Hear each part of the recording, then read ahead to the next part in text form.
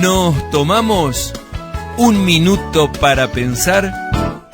Saludos cordiales, queridos amigos, ¿cómo le va, señor, señora, jóvenes? Reciban todo nuestro cariño y este nuevo tema en el Minuto para Pensar llamado Predicador de Nuevos Dioses. ¿Cómo llegamos a este tema? Esas cosas que creo yo que Dios pone en la mente a veces y digo, ¿de dónde sale este nombre? Predicador de Nuevos Dioses. Así que lo busqué y lo encontré en Hechos de los Apóstoles, capítulo 16. 7:16. Mientras Pablo los esperaba en Atenas, su espíritu se enardecía viendo la ciudad entregada a la idolatría. Así que discutía en la sinagoga con los judíos y piadosos y en la plaza cada día con los que concurrían. Y algunos de los filósofos, de los epicúreos y de los estoicos disputaban, reñían, discutían con él, y unos decían: ¿qué querrá decir este palabrero, este charlatán? Y otros parece que es predicador de nuevos dioses, porque les predicaba el evangelio de Jesús y de la resurrección. Y tomándole le trajeron al Areópago, diciendo: ¿podremos saber qué es esta nueva enseñanza de que hablas? Pues traes a nuestros oídos cosas extrañas. Queremos pues saber qué quiere decir esto, porque todos los atenienses y los extranjeros residentes allí en ninguna otra cosa se interesaban sino en decir o en oír algo nuevo. ¿Qué me cuenta? Sin lugar a dudas, los griegos fueron los padres de la cultura del mundo antiguo, que influye hasta el día de hoy en las democracias, en los gobiernos de todo el mundo, en las cámaras de diputados, de senadores y en la cultura, en el arte, en la música. Eran 12 los dioses del Olimpo: Zeus, dios del trueno y señor del cielo; Hera, diosa del hogar y el matrimonio; Artemisa, diosa de la casa; Apolo, dios de la música y la poesía; Atenea, diosa de la justicia y la sabiduría; Hefesto, dios de la herrería; Afrodita, diosa del amor; Hades, dios de la muerte y señor del inframundo; Poseidón, dios del mar; Ares, dios de la guerra; Hermes, dios del comercio y la prosperidad; y Dionisio, dios del vino y la fiesta. Personalmente estamos muy agradecidos por ustedes, nuestros amigos, a través de las redes. Algunos conocen la palabra de Dios, la Biblia; otros la conocen menos; otros la leen muy poquito y otros directamente no la conocen. Con todos estamos muy agradecidos de tener este puente llamado Un Minuto para Pensar. El desafío de estos 3 programas es entrar un poquito en el conocimiento de Hechos de los Apóstoles, el libro que escribe el doctor Lucas, compañero de Pablo en sus prisiones, pero antes de ser Pablo fue Saulo de Tarso, un tremendo y voraz perseguidor de la iglesia naciente.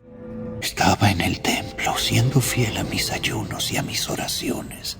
Esteban se encontraba en las calles, llevando ofrendas a las viudas y los huérfanos, predicando la verdad a borrachos y lisiados. Yo era irreprensible ante la ley de Israel, mientras que Esteban blasfemaba en la misma tierra santa de Dios. ¿Y qué hiciste? Difundimos mentiras. Creamos la controversia que lo llevó a juicio. ¿Y qué argumentó? Que Jesús era el Mesías y que el templo de Dios ya no era el único lugar donde se lo podía adorar. Blasfemia.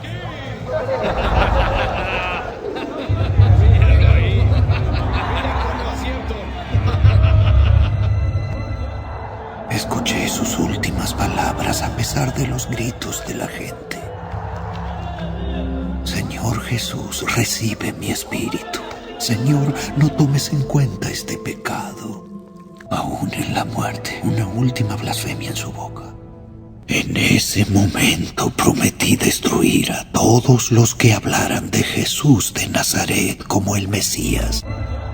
Sin lugar a dudas, Saulo de Tarso fue el gran depredador de la iglesia primitiva hasta que Jesús se manifestó en su vida, camino a Damasco en el desierto, y le dijo: Saulo, Saulo, ¿por qué me persigues? Dura cosa te es dar patadas, golpes contra una punta afilada, contra un aguijón. ¿Quién eres tú? Yo soy Jesús, a quien tú persigues. Allí se convierte en el gran predicador junto con Pedro. Pedro y Pablo fueron los dos grandes predicadores de la primitiva iglesia. Pero ¿cuál fue la diferencia entre los dos? En que Saulo de Tarso hizo 3 viajes misioneros y en el primer viaje fue junto con Bernabé. En el segundo hay una disputa, una contienda entre los dos y se separan. En Hechos 15:39 dice: y hubo tal desacuerdo, tal lío, tal pelea entre ellos, que se separaron el uno del otro. Bernabé, tomando a Marcos, navegó a Chipre, y Pablo, escogiendo